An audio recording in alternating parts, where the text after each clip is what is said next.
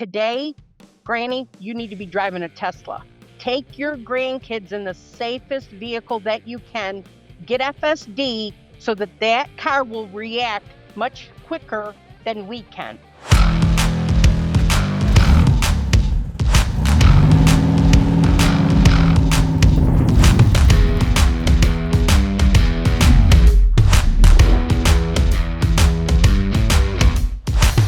Welcome to Tesla Boomers, a podcast where we take you through all of the latest technologies from Tesla to help you retire happier, healthier, and safer. I'm your host, Chris Derry.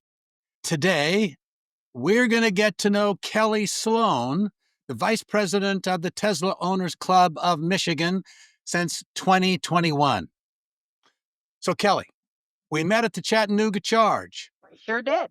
A meet-in that attracted Tesla owners from all over the South. 26 states actually were represented. Exactly. Now you're getting ready for Michigan's version that will occur on June 20th and 21st in Muskegon. Would you tell us a bit about this big event? Sure. So this is the fourth year that we've hosted Summer Meetup in Muskegon. So the first year we had about 35 Teslas. Last year we had 175 cars. This year we're hoping to have 250. That we have, number one, we're going to bring a company out of Wisconsin, out of Caledonia, Wisconsin, a company called Northern Lights Drone Shows, has volunteered to coordinate the Tesla Light Show with Simon Pollock. So we're going to have the first global coordinated Tesla Light Show drone show that will happen on the 20th of June. So we are super excited about having this happen in Michigan this year. And we had an opportunity to meet a group which works to support veterans, and it's called Celebration of Service. This will be their second year having an event. They're going to put up a veterans resource fair. So Wounded Warrior Project, housing facilitators, job facilitators are all going to be there for veterans and their families. I just love your enthusiasm. Thank you. Thank you. I try. So I looked on Grok. I said to Grok, who's this Kelli Sloan? And Grok said, you are a Cybertruck obsessed road tripper who's racked up how many miles? 38,000 as of today. 38,000 miles since May. Believes Tesla's community and tech can overwhelm hate with love. Absolutely. And loves uniting enthusiasts from Michigan to the Arctic.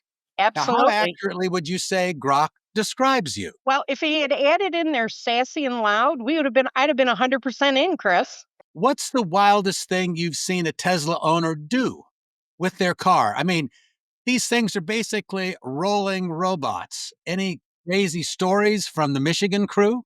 I have some of my own crazy stories. So one of the things is, so we actually have 3 Teslas in our household. We have a 2018 Model 3. Our Stella will be 7 years old on June 2nd. I have a 2020 Model Y Performance, which is my baby, and Sebastian will be 5 in August. And then we have the Cybertruck that we just got in May of 2024. So we're a two driver household with 3 Teslas. Our problem is every time we add a Tesla to our ranks, we cannot part with another one. When we got Stella, of course, there was not full self-driving yet. We were using enhanced autopilot. And so my husband is a retired engineer, and he was very involved with doing comparative analysis with vehicles at Ford. And when he did this, he was very captivated by the numbers of Tesla. He was comparing luxury cars against all models across the planet, every manufacturer. And he would see that, he was just telling this story yesterday. He would see, like, let's say a Cadillac against a Lincoln. A Cadillac vehicle would have 75 consumer complaints. A Ford product would have 72, and a Tesla would have 6. And he reads about the Model S, and it says, the carpeting goes too far underneath the accelerator, and it affects your ability to efficiently accelerate. And it doesn't have enough cup holders in the back.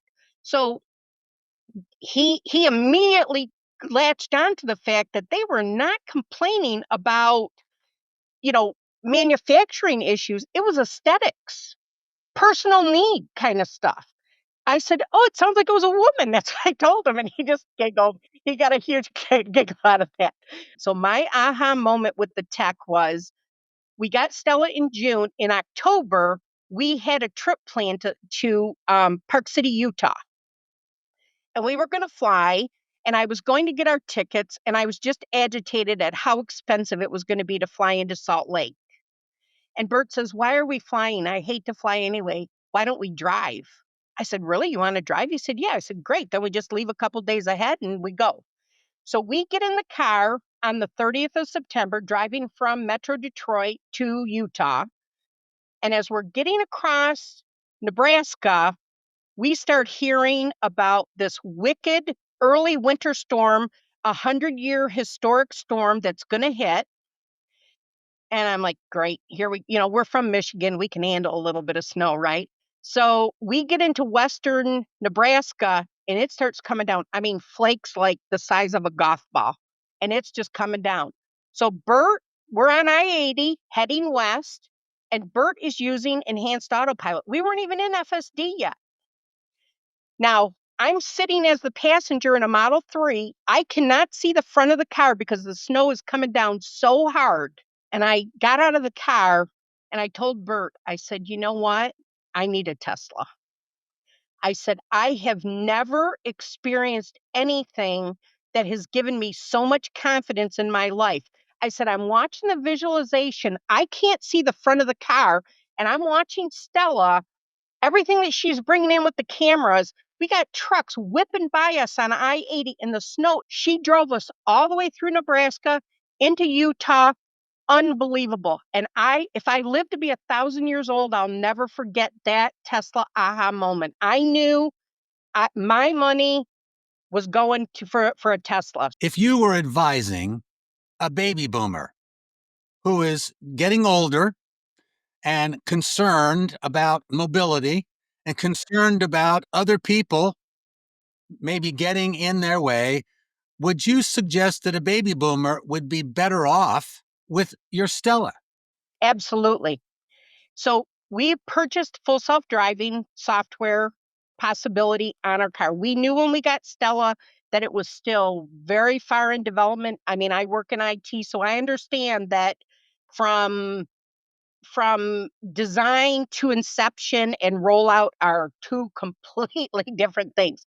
But the reality is that, so we've been driving FSD since 2019. So we already had her for it was like at the end of 2019 that we got full self-driving. So we waited like a year and a half of having her before we went into FSD. But the improvements that we have seen with over-the-air updates is unbelievable. First of all, I have diabetic retinopathy, so I have a real issue of and concern long term about my vision.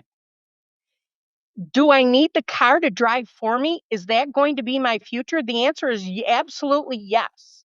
And we have met people who have children who have had seizures, and the parents know that the kids, after a year, they can be cleared by their physician to go back to driving. And my best advice is go to a Tesla store, schedule a drive, something with FSD.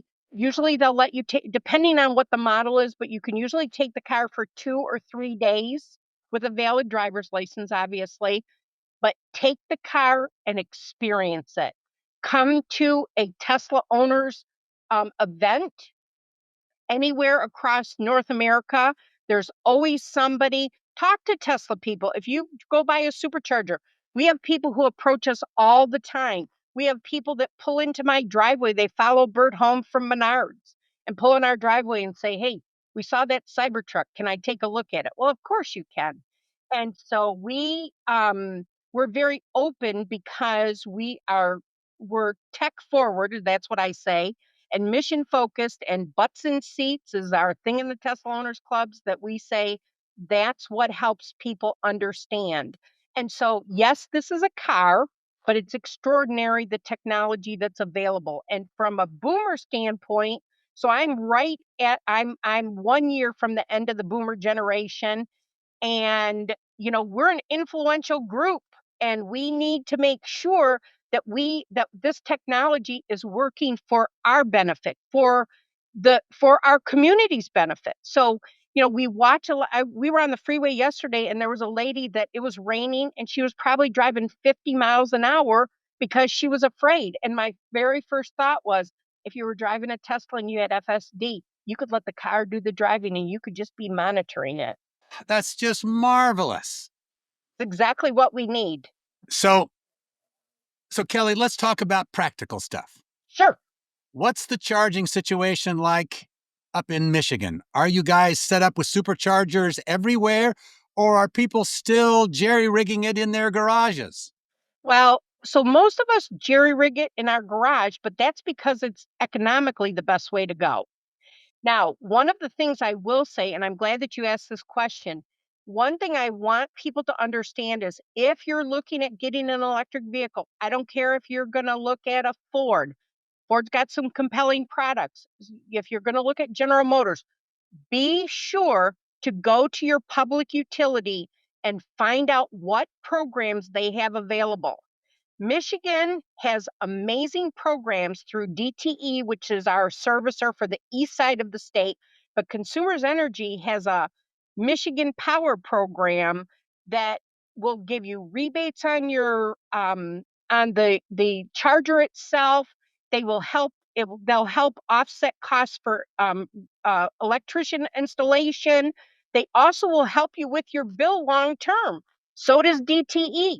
So it's really important that, as a consumer, that people do their due diligence, find out what it's going to cost you. So we have a separate meter to charge our cars, and DTE actually cut my electric rate on my meter for my cars by 1/3 of what the normal rate is.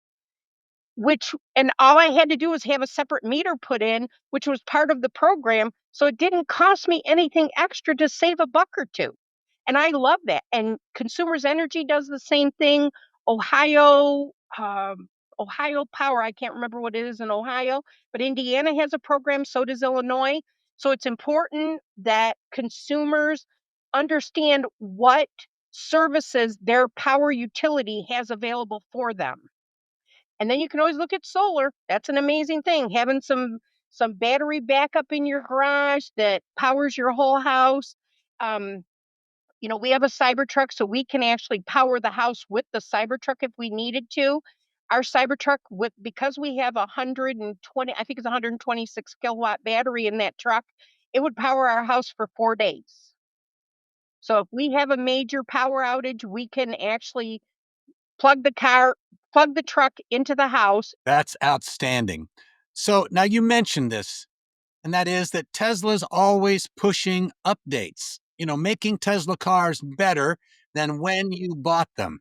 What's the coolest feature you've seen roll out that's blown your mind or changed how people drive up in Michigan? Okay, so one of the things that Tesla did for us, which was great, when we first got the Model 3, the first winter that we went through, we were having an issue that when windows will drop down automatically because you don't have a frame. So to keep your window from breaking, it'll drop the window down. Well, the window was not seating back up into the rubber correctly, so you were losing seal. So Tesla was able to fine tune that adjustment on how far the window went up to make sure that you didn't have water ingressing the cabin. That to me was amazing. I loved when they did that. Same thing with the dog mode. Was incredible. So right now I am a canine free household, which is the first time in probably 50 years that I have not had. We lost our ride or die. She went to California twice last year, St. George, Utah. She went down to the Keys in Florida. She went up to Canada with us, and we had to say goodbye. But the dog mode is something that's really incredible, and I will tell you. So if you go to if you go to a fancy chocolate shop to buy your husband these beautiful dark chocolate covered raspberries for Valentine's Day and you have a bunch of other errands to run, you can use dog mode to make sure that his precious chocolates don't melt in your car too. So, and I've done Well, that a couple of times, or groceries or whatever. It makes it really nice. I mean, camp mode, you can use camp mode, you can use dog mode. Even just being in an everyday accident, it's helpful. We only had our Cybertruck for 2 weeks, and we had a gal that we were at a car show. This gal got somehow onto the grounds of the car show and got very confused, and for the life of me, I'll never understand how it happened, but there was a car coming toward her, and she panicked, and she slammed into the front of the Cybertruck, and when she hit it, instead of stopping, she just kept going. Well, we literally got about 5 scratches. It ripped a plastic piece off the bottom of the bumper, but it completely opened up the side of her car. She probably had $12,000 damage. Her entire side of her car was completely open from the bumper of the Cybertruck. The Cybertruck had a little, Wedge had a couple of scratches. Bert and I were in the truck. We got kind of tousled around while she was grinding her car across the front. Why you wouldn't just stop? I mean, when you hit something, isn't your first instinct to just stop? But hers was not. Hers was to just keep going. It was like, oh, geez. I mean, I felt bad for her, but what are you gonna do? I mean, we were sitting right in the truck, and she just kept going, so you've brought up something here that is kind of a myth, especially with baby boomers. And that is that the Cybertruck and Teslas may not be safe enough. What you've just talked about is that they seem to be very rigorous and safe. absolutely. So, if you look at the crumple zone technology and how Franz von Holzhauser and his team have engineered the safety of the Teslas, I have a friend who her goal in life was to own a Volvo. And the majority of Volvo owners are women, and this is back to the boomers again. We aspired to, if I was going to get to a place where I was going to have the safest vehicle to drive my grandchildren 20 years ago, I would have said I need to drive a Volvo. Today, Granny, you need to be driving a Tesla. Take your grandkids in the safest vehicle that you can. Get FSD so that that car will react much quicker than we can.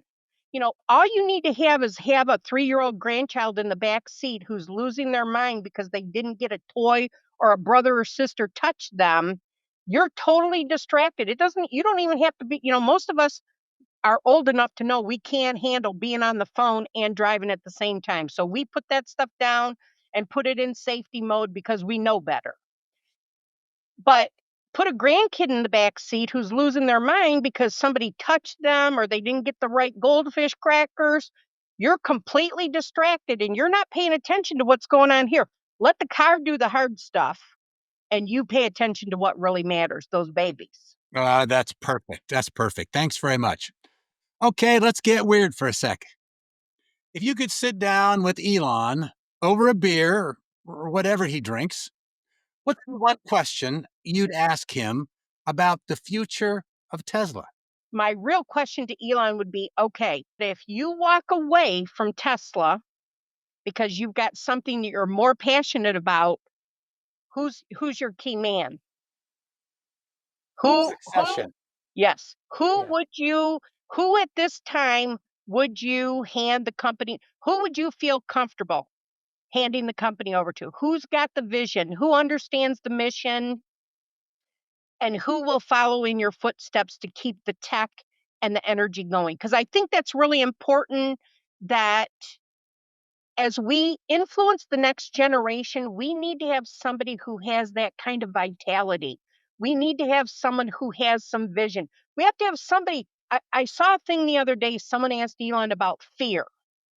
And they said, how do you deal with fear? He said, I look fear right in the face and I go right at it. He said, because when you do that, fear goes away. And I thought that was so compelling. I thought, you know what? I don't care where you're at politically, how you feel.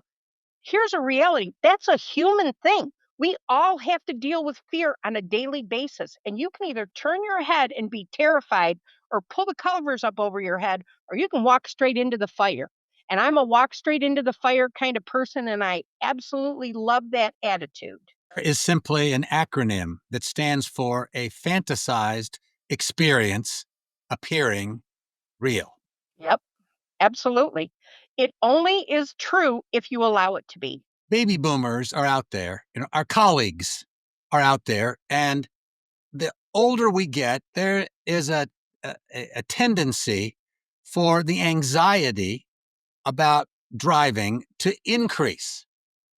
So tell us what feature of your Tesla vehicles helps reduce the anxiety the most for you? So I think that the feedback that the car gives you and how clear it is about what, you have a buzzer that goes off. I've been in other people's cars where all of a sudden something just starts screaming, but it doesn't give you any indicator of what's going on. And I've been in other cars with people and I'm like, what is going on? And they're like, well, I'm not really sure. And I'm like, okay, well, believe me, if my Tesla's screaming at me, I know exactly what's wrong. Bert drives me a lot, and if he's driving, sometimes he's tired. I've drugged this man all over North America, last year, 38,000 miles underneath his belt since last May. The guy's been moving. And so I'll say all of a sudden something wonky will happen and I'll be like, "Babe, why are you driving? Let the truck do the driving." And then he says, "Okay." And then he clicks the button and away we go. Different question. Today, people love to hate on Tesla sometimes. Range issues, build quality, whatever. What's the biggest misconception you hear from non owners up in Michigan, and how do you set them straight? So the number one thing I really thought about this, the number one thing that still shocks me is people thinking that they can't afford a Tesla. People have always talked about how expensive a Tesla is. Literally, if you qualify for the tax credit right now, you can get into a Model 3 for like $32,000. One of the things in all the years that I've worked and I've done a lot of speaking with women's groups is that women have always felt, and especially in our boomer generation, that it's a man's world and you got to take a man in to do the negotiating or otherwise you don't get the right deal. Well, guess what, ladies? If you want to own your own destiny, you can buy your own car and you don't have to worry about it being a man's world, that you don't need someone to go in and negotiate for you because guess what? You're going to get the same price as he's going to get. All you have to do is click the buttons on the computer. And so I think that it relieves a lot of anxiety that many of us have had. You have to understand feelings are not necessarily about right or wrong, but they are what they are. And so if someone feels like they're at a disadvantage, then certainly they could put themselves at a disadvantage in a negotiation. Absolutely. Last question, big picture. Where do you see Tesla and electric cars in Michigan 5, 10 years from now? Are we all zipping around in Cybertrucks, or is something we can't even imagine yet? Well, I think that the future holds robotaxi. I think that that's a critical piece, and I will give you my reason for that. I lost my first husband to end stage renal disease.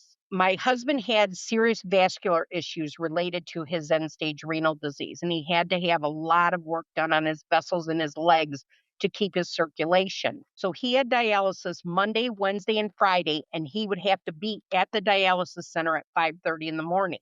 I had to look for transportation because that was not part of their service. So they sent me to a company here in Michigan that provided transport.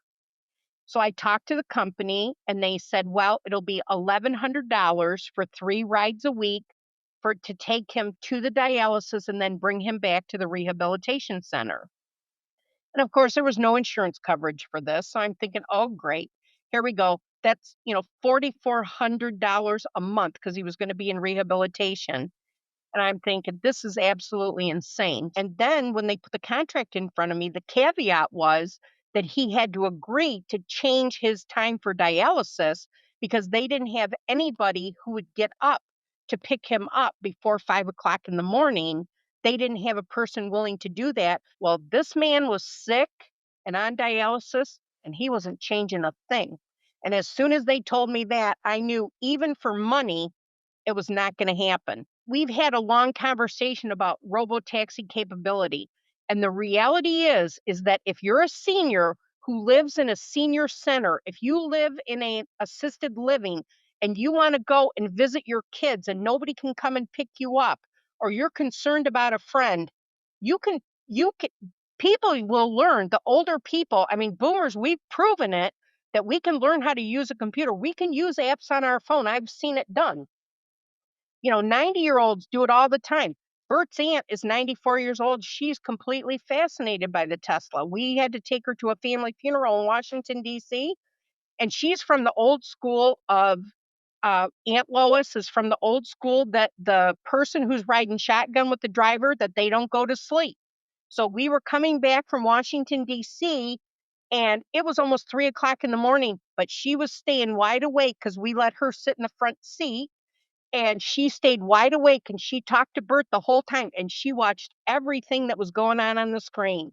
And her proclamation when she got out of that Model 3, she said, that truck, this car, she said, that car's smarter than Bert is. I think it can even read his mind. I mean, she was so cute about the whole thing. And now that we have the Cybertruck, now she says, now Bert's got his real spaceship. So we've loved every minute of that. And so the future is bright. It's exciting. There's a lot of stuff for the boomers. If you haven't been in a car, if you haven't been in a Tesla yet, take the time. Butts in seats, get a test drive over a couple of days, try the FSD. And it's not perfect. You do need to pay attention. It's beta software still, but it's improving all the time. And I promise you that this will be something that will be life changing for all of us as we get older. Well, this has been incredible because you share the empathy for baby boomers and our plight. And we have to say over and over and over, don't let the old lady in. And Tesla is one of the things that will enable us to be mobile, to love our life, to visit our grandkids, to do what we want to do and retain our independence. Thanks for riding along with us today on Tesla Boomers. For more tips on Tesla's life-enhancing technology, follow us here for new episodes each week. Now, Kelli, thanks for being with us here today. If viewers want to get in touch with you, where's the best way they can connect with you? And always email me. My name is Kelli, Kelli, at teslamichigan.org. Or you can come to teslamichigan.org website, where there's all the information about the events that we're hosting. I do host an annual EV picnic. Our group is EV inclusive, so all EV owners are welcome to come and participate in our events. May the 10th, the Saturday before Mother's Day, we're going to be hosting an EV picnic. This is my 5th year doing this in the Lower Huron Metro Park in Belleville, Michigan. And everybody's welcome to come out and spend the day. And so all the events are on the club website. And so summer meetup, so it's teslamichigan.org/summer-meetup. And that will take you right to all of the information about the things that we talked about. And remember, Kelli, don't let the old lady in. Not going to do it, Chris. I'm just not going to do it. Thank you. Thank you so much. Thank you, guys. It's been my pleasure, truly. And thank you to everyone who watches us. So if you want more information about Tesla Boomers, make sure you like us and subscribe to us. Thank you.